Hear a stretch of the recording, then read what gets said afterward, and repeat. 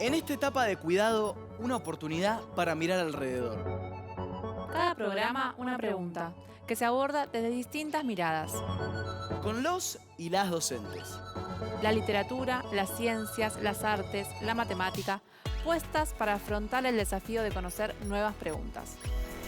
Preguntas sin respuestas definitivas. Preguntas que dan la posibilidad a nuevas preguntas. Con vos que estás ahí, nuevos abordajes para que sigas aprendiendo. Reflexionando sobre el mundo, seguimos educando.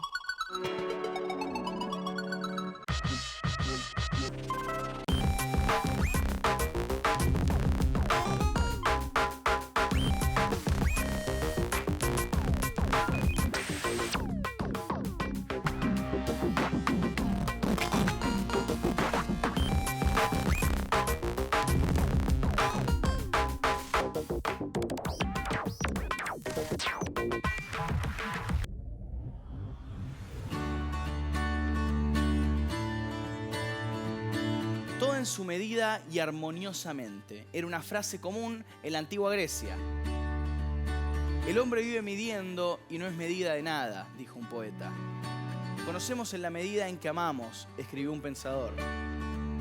Construimos edificios, templos y monumentos de gran altura. Nos desplazamos a través de distintas geografías en distancias cortas o extensas. Vivimos pendientes del tiempo y nos pesa su paso. ¿Cuáles son las historias del tiempo? ¿Qué pasa cuando pasa el tiempo? ¿Cómo se mide la distancia? ¿Cómo se pesa lo que pesa? ¿Y qué más se puede medir?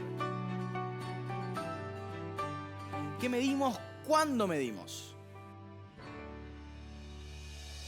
Hoy, ¿cuáles son las historias del tiempo?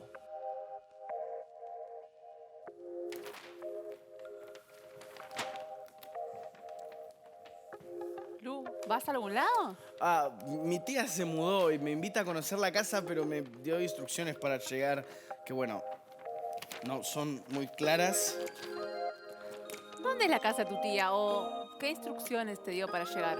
A ver, me dijo que camine unos kilómetros hacia el oeste y después 15 minutos hacia el sur y que si estoy en el lugar indicado, para entonces, como suelo hacer, una milla más hacia el oeste nuevamente y ahí voy a ver su casa, que es azul, creo. ¿Y cuándo tenés que ir? Me dijo que vaya después del mediodía y antes de la puesta de sol. En lo posible estoy tratando de llegar este año por ahora. Muy grande este mapa. Bueno, pero la invitación de tu tía nos sirve para el tema que tenemos hoy. Te propongo que dejes la mochila por ahora y que exploremos las formas en que medimos el mundo. Buena idea. Te ayudaría, pero hay un protocolo que no puedo colaborar con vos.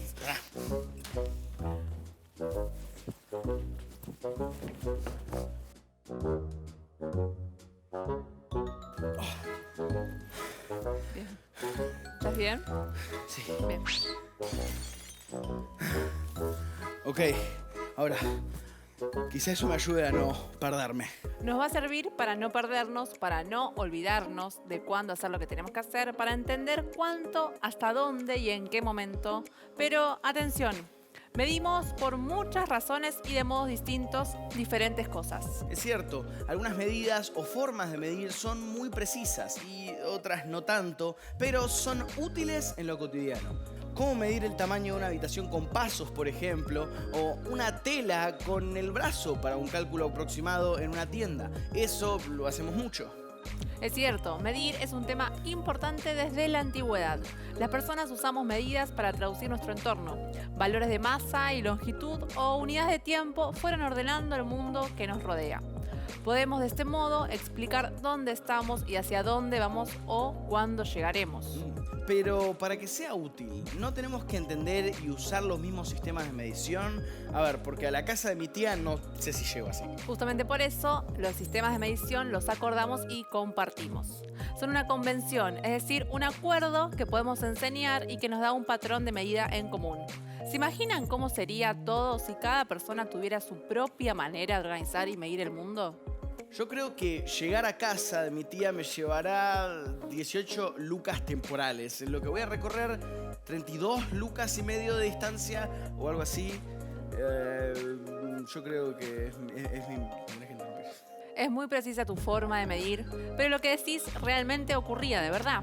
Durante muchísimo tiempo de la historia humana, pueblos y culturas desarrollaron sus propios sistemas basados en patrones que eran útiles o lógicos según su experiencia.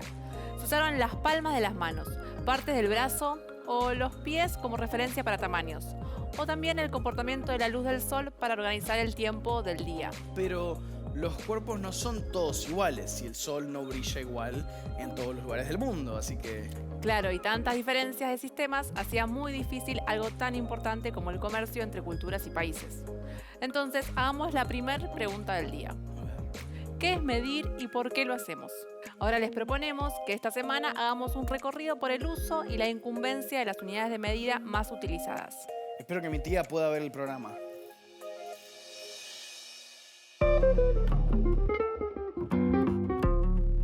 Desde la antigüedad, las comunidades necesitaron traducir su entorno en valores que pudieran compartir y usar de maneras prácticas. Buscaron unidades de masa, longitud o tiempo para convivir, para construir y para comerciar.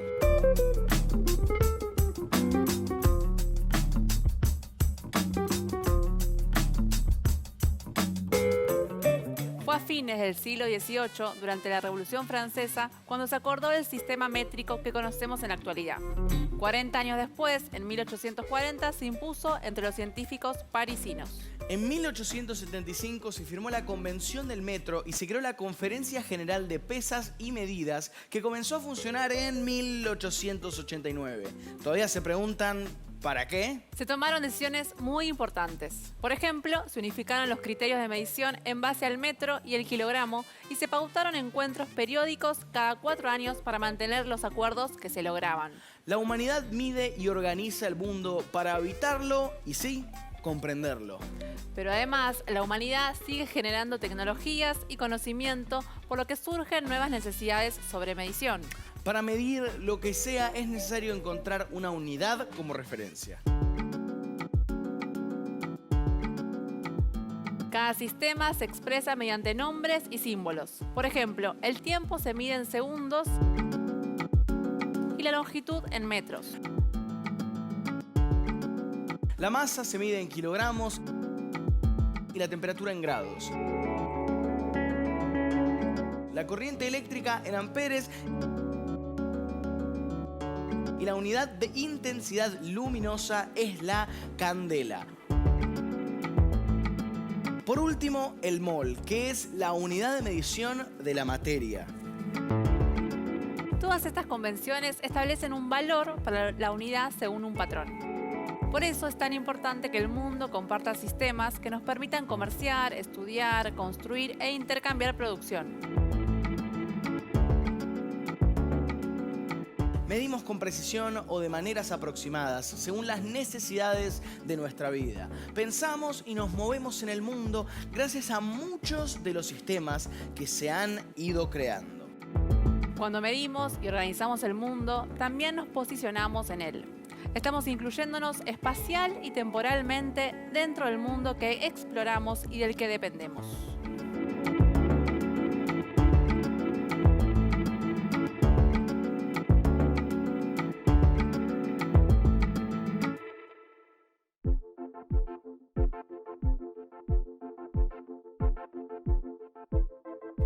¿Qué pasa? Estoy decidiendo cuándo visitar a mi tía, pero estoy un poco confundido con el calendario que encontré. Es un poco raro. Sí, no creo que ese calendario te ayude. Lo tenemos como un ejemplo del modo en que la humanidad fue organizando el paso del tiempo y sobre todo para anticiparlo. Este te va a servir. Bueno, se lo tenía que dejar a mi mamá. Entre búsquedas y descubrimientos, los hombres y las mujeres fueron intentando avanzar en la organización del mundo. Hubo un tiempo, como en cualquier inicio, que todo necesitaba ser organizado. Y para organizar la vida y los tiempos de la vida, se hicieron acuerdos y se establecieron convenciones. Ya fuimos entendiendo que las convenciones son acuerdos entre personas, instituciones o países. También contamos que los acuerdos se expresan en sistemas compartidos. Por ejemplo, medir el tiempo cronológico fue organizar esa dimensión, poder ordenar sucesos, planear eventos, establecer fechas especiales, dar significados a los días, entender el clima, saber cuándo se había organizado una reunión y tantas cosas más que hoy vemos naturalmente al mirar un calendario. Me da ganas de preguntar, a ver, ¿cómo surgió el primer calendario? A ver, o ¿por qué es así el calendario que usamos? ¿Existieron otros calendarios de este tipo? Y hay muchas más preguntas posibles. Por ejemplo, ¿por qué hay días, semanas, meses? ¿Habrá más de un calendario en uso en la actualidad? Quizás... Supongo que sí. Demasiadas preguntas. No, nunca son demasiadas. Aunque vayamos respondiendo solo algunas por ahora, las preguntas siempre traerán respuestas y más preguntas. Pero vamos a esta gran preocupación de la humanidad: organizar el tiempo. A mí el tiempo se me pasa volando. El término calendario tiene un origen latino, calendas, nombre que se le daba en la antigua Roma al primer día del mes. Un calendario es un sistema de subdivisión del tiempo en periodos fijos. Tiene muchas utilidades prácticas individuales y comunitarias. Podemos anotar lo que haremos hoy, saber fechas especiales o recordar los cambios de estaciones. Como ya dijimos varias veces, un calendario es una forma de medir el tiempo, una de las tantas posibles. Pero también hay acuerdos mundiales para compartir calendarios, ¿no? Sí, hay un calendario internacional compartido. Pero muchísimo antes de que comenzáramos a contar las vueltas que la Tierra daba al Sol, que es lo que hace el calendario que usamos, nuestro planeta ya giraba ajeno a todo esto. La cuenta de los años que usamos se inició de forma arbitraria y muchas otras culturas habían iniciado sus cuentas antes con sus propios calendarios. Por eso hay culturas que llevan una cuenta diferente y festejan su año nuevo en otro momento, como el pueblo chino y el pueblo judío. Para organizar un calendario, la humanidad intentó medir el tiempo en base a los fenómenos conocidos que se repetían cíclicamente y que eran observables, como los movimientos del Sol y de la Luna. El día duraba lo que tarda el Sol en realizar su recorrido por el cielo. Se consideraba mes al lapso entre dos lunas llenas y año al periodo entre dos pasos del Sol por un mismo punto. Es el calendario que usamos ahora. Es que con estos datos se definieron los calendarios de las distintas civilizaciones del mundo. Pero, buscando la precisión matemática en este sistema de medición del tiempo, se presentó un inconveniente fundamental. El año solar no tiene un número exacto de meses lunares, ni un número entero de días. Lo mismo ocurre con el mes lunar, que tampoco tiene un número entero de días. Para expresarlo en números, debemos decir que el año solar tiene 365 días, 5 horas, 48 minutos y 45,5 segundos. El mes lunar tiene 27 días, 7 horas, 43 minutos y varios segundos. El problema entonces era lograr que los días en los meses y estos en los años encajaran de forma más o menos exacta. Por ejemplo, los mayas y aztecas en América y los pueblos de Oriente y Medio Oriente, entre otros, encontraron sus propias soluciones y algunas están vigentes. Pero por presión cultural y religiosa fue el calendario occidental el que se impuso en todo el mundo y el que aceptamos como convención para entendernos el día de hoy. Porque es un acuerdo. Sí, pero no olvidemos que un acuerdo es un sistema posible, no el único. El calendario que usamos mayoritariamente en el mundo se llama calendario gregoriano. Es originario de Europa y debe el nombre a su promotor, el Papa Gregorio XIII, que lo puso en uso desde 1582. Les dije que el tiempo se pasa volando, así que no nos detengamos y les propongo que exploremos cómo medimos el paso del tiempo con relojes.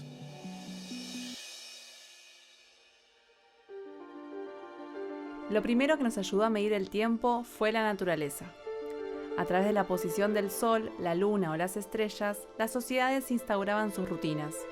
Desde el horario para levantarse, comer y dormir, hasta el ritmo de las plantaciones y cosechas. Podemos observar el paso del tiempo de muchas maneras, y medirlo fue casi una obsesión para la humanidad. El tiempo es una dimensión que organiza nuestra vida cotidiana y ordena sucesos que ya ocurrieron, los que están ocurriendo ahora y los que van a ocurrir. 3500 años antes de Cristo, los egipcios crearon el primer reloj artificial basado en las sombras proyectadas por el sol en los distintos momentos del día. Era más corta cerca del mediodía y se alargaba hacia el atardecer. Entonces clavaron en la tierra un palo e inventaron el primer reloj de sol. Casi 3000 años después, perfeccionaron su sistema y ubicaron un bastón sobre el piso para que el sol señalara las horas sobre una escala recta con marcas. Pero, ¿Cómo calcular el tiempo cuando era de noche o estaba nublado, por ejemplo? La solución seguía estando en los elementos de la naturaleza como el agua, el fuego y la arena. La clepsidra era un reloj de agua que también usaban en Egipto. Contenía en su interior agua que fluía de manera constante y tenía marcas laterales para indicar el paso del tiempo. Los romanos tenían un reloj de fuego que no era otra cosa que una vela con marcas. Y ya conocemos el simple y efectivo reloj de arena creado en el siglo III. El tiempo se mide por lo que demora en decantar la arena de la parte superior a la inferior. Los relojes con agujas y números tardaron un poco más en llegar. Los relojes mecánicos nacieron en el siglo XIV y consistían en un sistema de engranajes. Eran de grandes dimensiones y se instalaban en catedrales o edificios importantes para que fueran visibles. En sus últimos años de vida, Galileo Galilei pensó que el movimiento pendular era la base para un mecanismo completo de un reloj.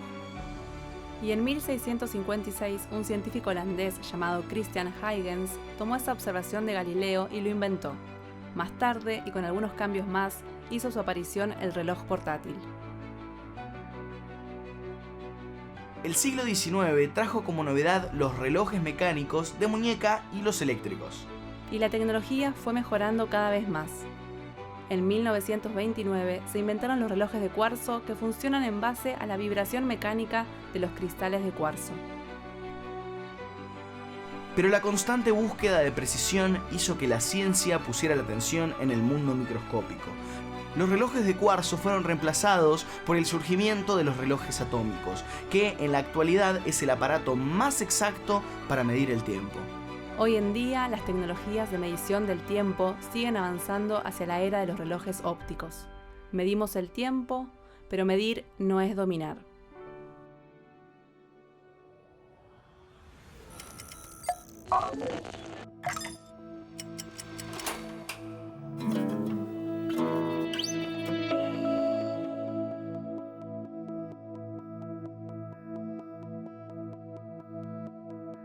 Tanto hablar de cómo buscamos medir el tiempo y encontrar relojes que lo expresen de una manera precisa. Me hace pensar que no todos y todas sentimos el paso del tiempo de la misma manera. Muchas veces tiene que ver con cómo nos sentimos, si estamos solos o acompañados, si tenemos ganas de llegar o deseo de, qué sé yo, no se termine. Justamente de esas muchas formas de sentir el tiempo nos habla la canción que les vamos a proponer compartir hoy. Escuchen y bailen si se animan Samba de los relojes de y por Canticuénticos.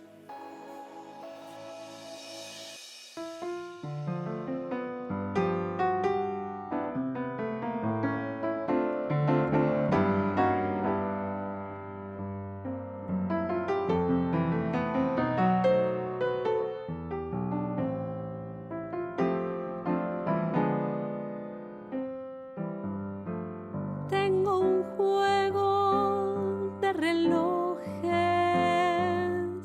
que van marcando mi tiempo. Uno va siempre apurado, otro camina tan lento. Está el que anda a los saltos y el que se queda durmiendo. Un reloj que tiene alas suele volar de repente. Tardes, mañanas y noches en un instante se pierde. Cuando yo estoy cerca tuyo, el tiempo desaparece. Voy a hacer una trampita y a nuestro próximo encuentro llevaré el reloj tranquilo, el que hace más largo el tiempo para verte un poco más y extrañarte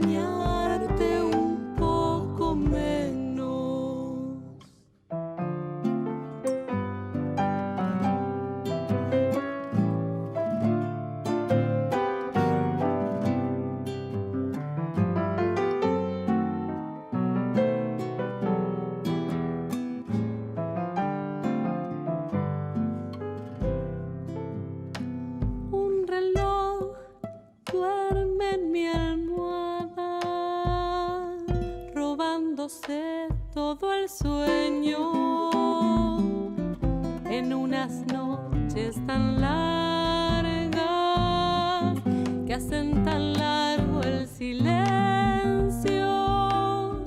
Hay un reloj que descansa mientras te pienso y no duermo. Un reloj que anda a los saltos. Si creo que voy a verte con su tic-tac agitado de latir tanto y tan fuerte, igual a mi corazón que está aprendiendo a quererte. Voy a hacer una trampita y a nuestro próximo encuentro llevaré el reloj tranquilo, el que hace más largo el tiempo, para verte un poco más y extrañarte un poco menos.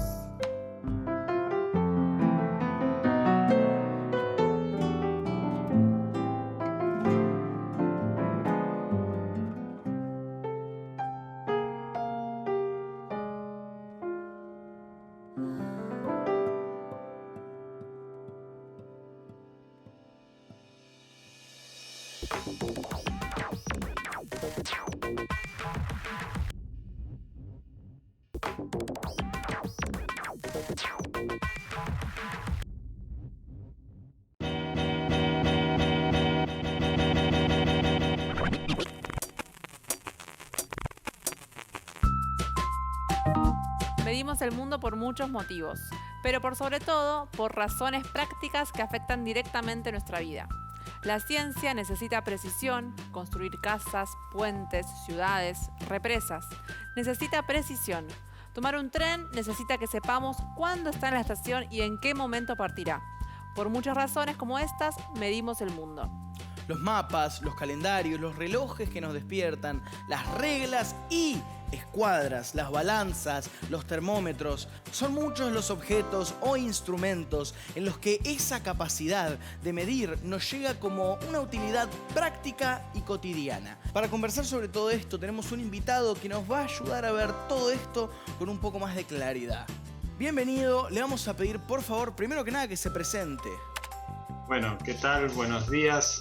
Chicos y chicas, yo soy Héctor Lais, soy gerente de Metrología y Calidad del INTI. El INTI es el Instituto Nacional de Tecnología Industrial, cuyo objetivo es ayudar al desarrollo de la industria en nuestro país. Muchas gracias por dedicarnos este tiempo. Ahora le vamos a ir haciendo algunas preguntas para entender la importancia que tiene nuestra obsesión por medir. ¿Qué es la metrología y para qué sirve? Bueno, la metrología es la ciencia de las mediciones, es decir, que se ocupa de estudiar la exactitud de las mediciones, de asegurarnos esa exactitud para que nosotros tengamos confianza en los resultados de las mediciones. ¿Y por qué esto es importante? Bueno, es importante, por ejemplo, para el cuidado de la salud. Cuando nos tomamos la temperatura para ver si tenemos fiebre, si estamos enfermos, queremos tener confianza en que el termómetro está midiendo bien. Cuando vamos a la carnicería a comprar un asado para el domingo y nos dice que el asado pesa 2,5 kilos, queremos tener confianza en que la balanza está midiendo en forma correcta.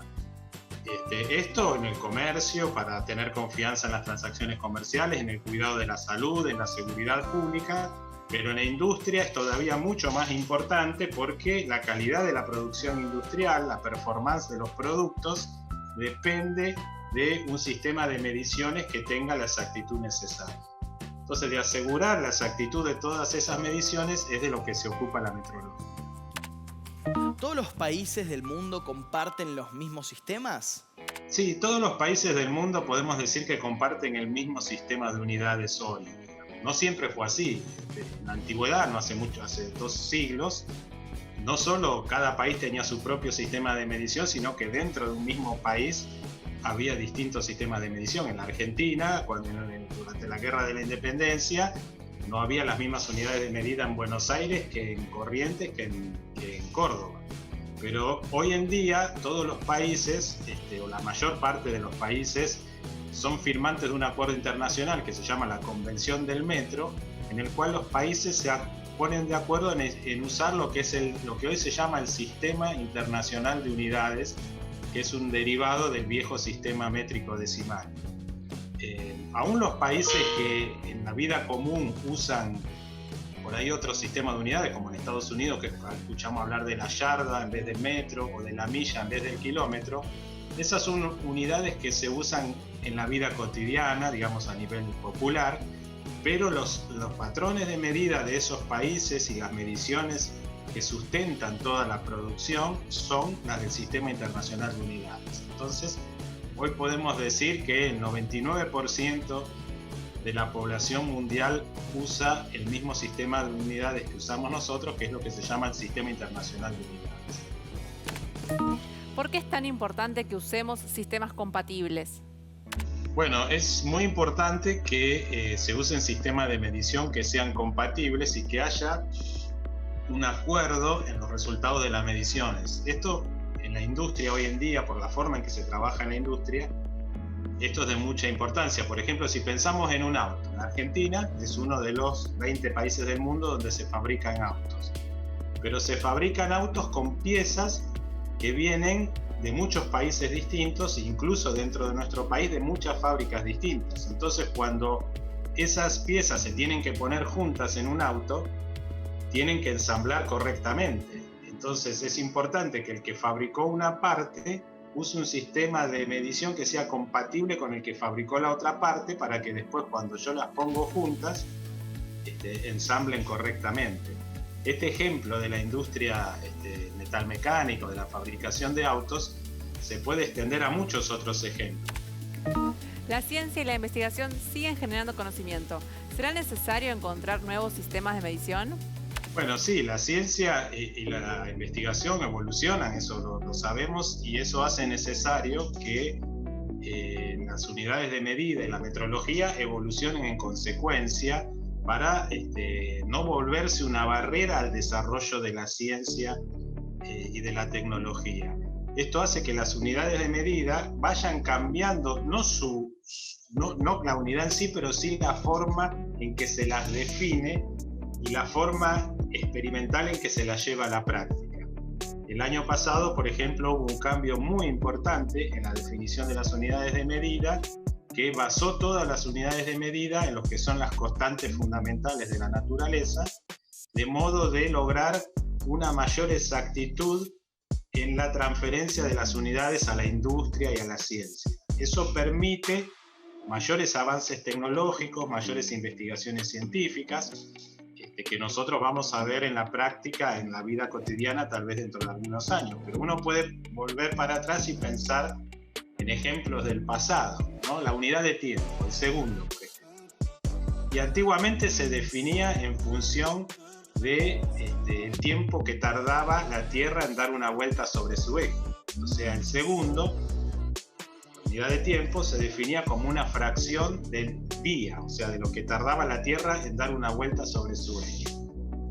Eso tenía, funcionó durante muchos años, pero en un momento se volvió bastante inexacto, y hace ya más de 40 años, en el año 69, el segundo pasó a definirse en función de relojes atómicos, ¿no? De transiciones energéticas de los átomos. El segundo se basa en esos fenómenos físicos fundamentales. Ese cambio en la definición del segundo permitió el desarrollo de los relojes atómicos. En cada satélite del sistema GPS hay un reloj atómico. Eso es lo que permite medir el tiempo que tarda una onda de radio en ir desde un satélite a un receptor de GPS. Y eso es lo que me permite determinar mi posición con un receptor de GPS.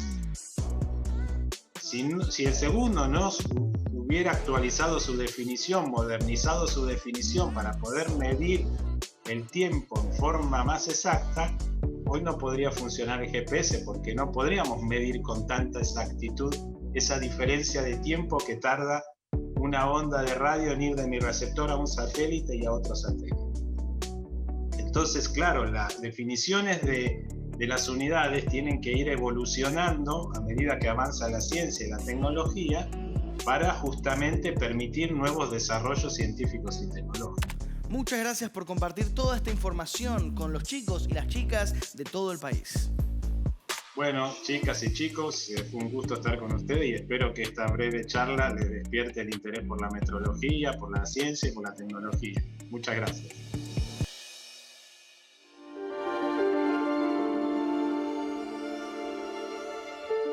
Medimos para ubicarnos, para aprender y generar conocimiento. Medimos para entender lo ocurrido y para anticipar lo que vendrá. Medimos para entender y para entendernos en comunidad. Digamos que en gran parte entendemos el mundo a través de medidas. Usamos los sistemas de medición para comunicarnos, para comerciar, para planificar encuentros, para organizar el trabajo en común, las fronteras nacionales, la posibilidad de resistir el clima en ciertos lugares. Son muchísimas las aplicaciones que tienen los sistemas de medidas. Medir nos da seguridad porque la exactitud de medición hace más segura una ruta, garantiza que un edificio se mantendrá en pie, que un satélite logrará ponerse en órbita, que un remedio ha sido elaborado con el procedimiento exacto, y así muchos ejemplos más. Con las medidas acertadas en el momento correcto, evitamos accidentes, pérdidas innecesarias y reducimos costos económicos y esfuerzo humano. A través de las mediciones se aprende y se obtiene información que mejora la forma en que hacemos algo. Saber siempre nos permite tomar mejores decisiones. Son muchos los momentos en los que nuestras acciones o planes dependen de la información que algún sistema de medidas nos aporta.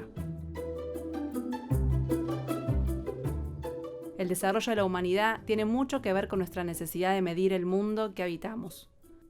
Así que medir es desarrollo. Medimos, registramos y relacionamos. Medimos, conocemos y comprendemos. Y siempre aprendemos.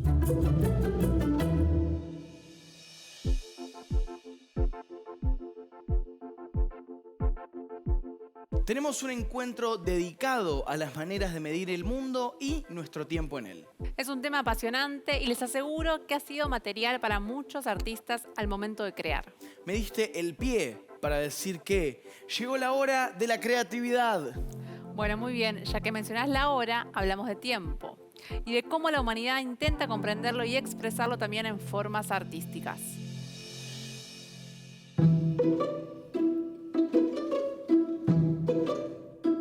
La persistencia de la memoria es un cuadro muy hermoso de Salvador Dalí. Es un cuadro muy famoso. Yo lo llamo Los relojes de Dalí, bueno, porque no sabía su nombre hasta ahora. Salvador Dalí fue un pintor, escultor, escenógrafo, un hombre de arte español del siglo XX. Se lo considera uno de los máximos representantes del surrealismo. ¿Nos podés contar, a ver, qué era el surrealismo primero que nada? El surrealismo fue un movimiento artístico que comenzó en la década de 1920 y reunió artistas plásticos y literarios.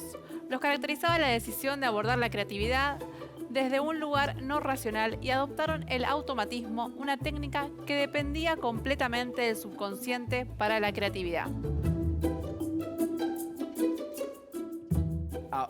¿Cómo de manejar? ¿Automatismo tipo de auto? Lo que proponían era crear alejándose de las reglas de la razón.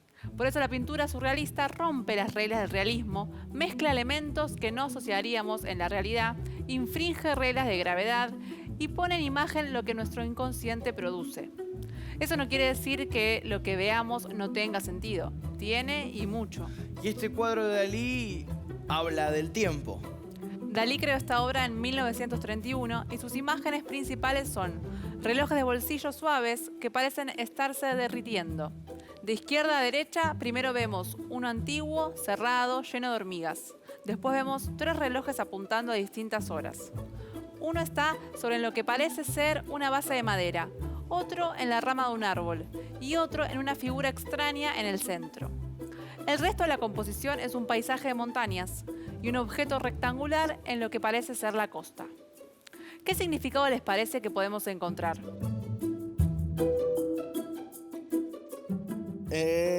Me parece que habla sobre el sentido tipo del tiempo y todo eso, y como si atrapara el tiempo en relojes. ¡No! Que atrapar el tiempo en relojes es imposible. Es muy interesante lo que decís. Lo importante ante una obra artística es siempre lo que produce en cada persona y eso nunca es igual. Una de las interpretaciones de esta obra suponía que Dalí reflexionaba en su cuadro sobre la teoría de la relatividad de Einstein y que eso, mezclando con sus ideas de suavidad y dureza, fue lo que lo motivó a esta imagen. Un cuadro sobre la teoría de la relatividad del tiempo. Pero cuando se lo consultó a Dalí, afirmó que la idea no había sido originada por la teoría de la relatividad, sino por cómo se veía un queso camembert siendo derretido en el sol. Lo cual sin duda era parte del extraño humor de este artista que disfrutaba desorientando y rompiendo reglas.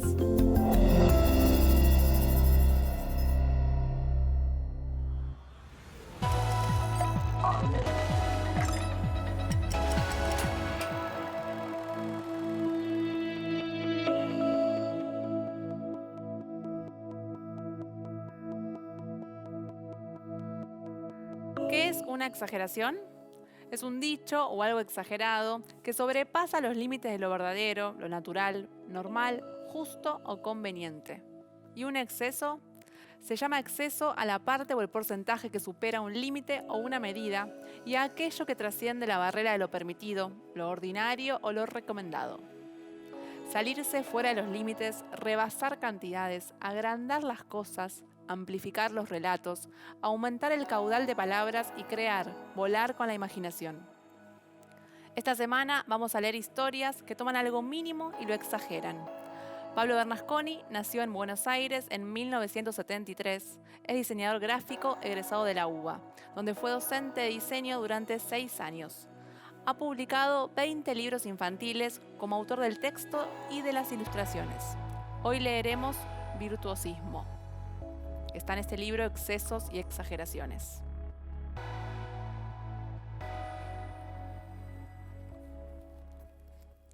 Pocos incluyen entre los genios de la música a Ramondino Alvisotto el Frenético. Un talento soberbio, prodigioso, lo convirtió de muy joven en el pianista más veloz del planeta. Sus dedos largos y filosos disparaban tonos y semitonos. Sus manos perseguían rayos en el teclado mientras el piano se derretía como chocolate. Semejante virtud era incomprendida por el público, debido en parte a que sus composiciones difícilmente excedían los 25 segundos. Un recital completo podía durar unos 2 minutos, hasta que Ramondino se desmayara de cansancio y fuera sacado en camilla de la sala. En un principio, algunos fieles seguidores, más cercanos al circo que a los conciertos de música clásica, aplaudían exageradamente esta demostración de talento. Los críticos, algo desconcertados, se inclinaban sin embargo por el abucheo y la descalificación. Es innegable que la calidad auditiva de sus presentaciones se opacaba cuando alguna ejecución superaba la velocidad del sonido y las notas se superponían sin remedio. No eran pocos los que sostenían que en realidad no estaba siguiendo una partitura, sino barriendo notas sin conexión. Aún así, Ramondino gozó durante un tiempo de cierto reconocimiento que se diluyó cuando la gente se dio cuenta de que era imposible silbar sus canciones.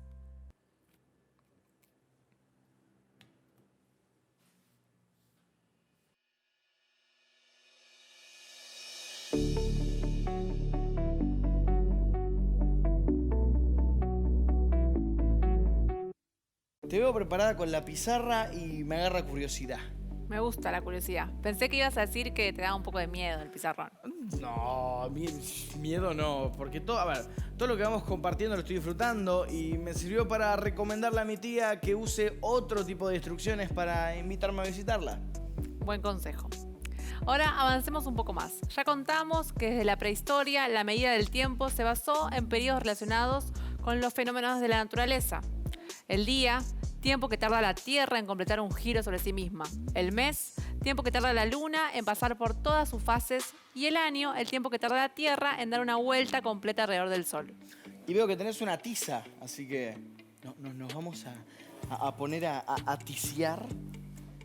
Para explicar qué fue necesario crear unidades temporales mucho más pequeñas y así surgieron los conceptos de hora, minuto y segundo.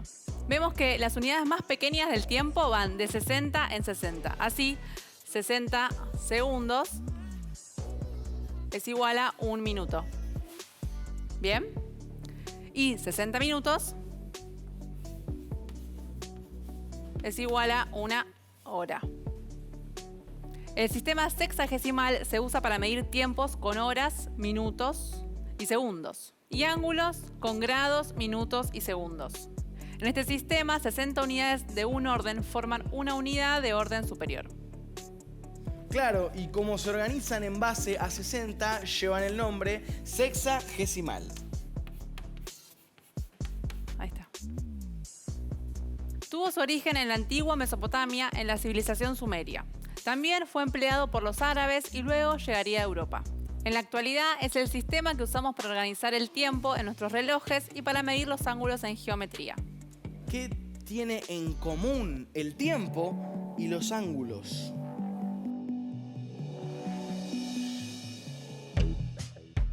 Para medir periodos de tiempo menores que el día utilizamos la hora, el minuto y el segundo.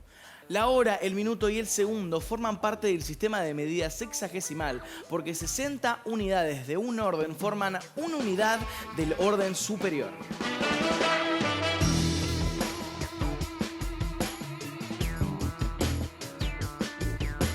Cada unidad es 60 veces mayor que la unidad de orden inferior y 60 veces menor que la unidad de orden inmediato superior. Pero cuando trabajamos con ángulos hay algunas diferencias. La unidad de medida de ángulos en el sistema sexagesimal es el grado. Un grado es el ángulo que resulta de dividir un ángulo recto en 90 partes iguales. Para medir ángulos con más precisión y exactitud se utilizan unidades menores que el grado, el minuto y el segundo.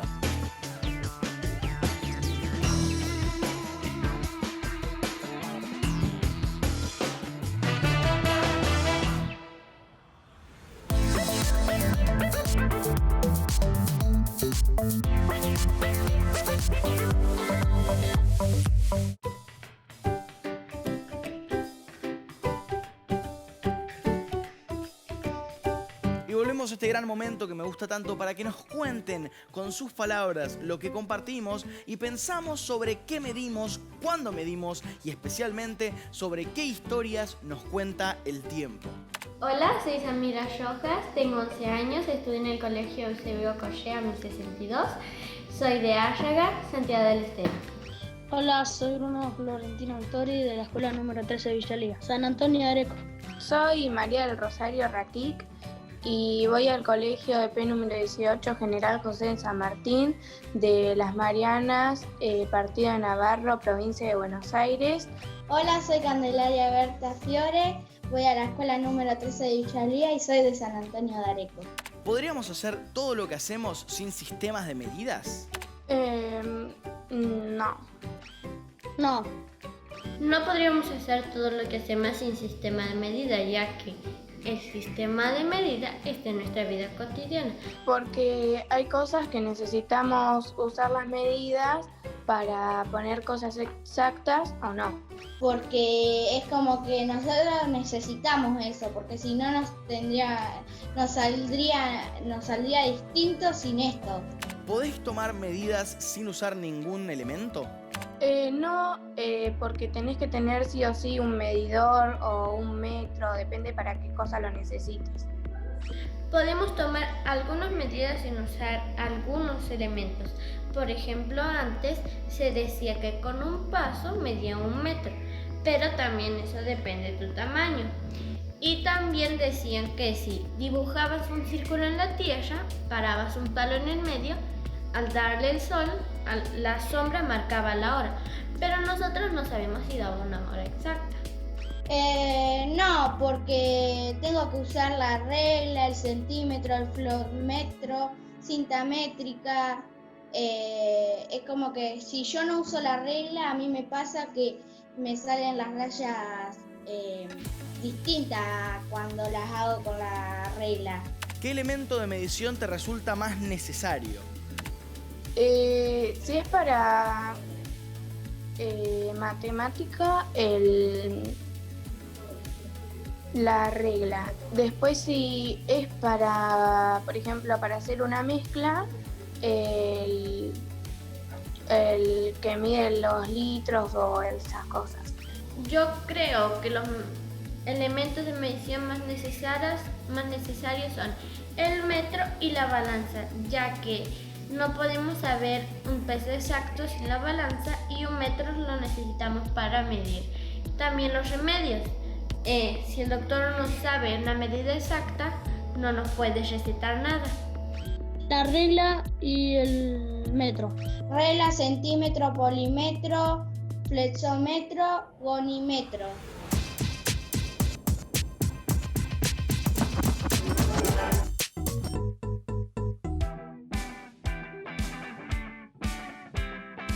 Ya se me hizo tarde para ir a visitar a mi tía, pero me pareció muy interesante todo lo que compartimos en este encuentro para pensar sobre cómo y por qué medimos el mundo y el tiempo. Hablamos de cómo organizamos el tiempo en calendarios desde épocas muy antiguas y en muy distintas culturas. Algunos de esos calendarios ya no se usan, pero otros llevan miles de años de vigencia. Y como el tiempo es un gran tema para la humanidad, también lo es para las formas de arte que generamos. Así que nos detuvimos un momento para crear nuestros propios relojes derretidos al estilo Dalí. Hicimos un recreo musical con una samba sobre relojes de canticuénticos. Y por último, vimos cuál es la lógica del sistema sexagesimal que usamos para ordenar el tiempo y para medir los ángulos. Como siempre, al momento de despedirnos, dejamos una pregunta flotando. ¿Qué pasa cuando pasa el tiempo?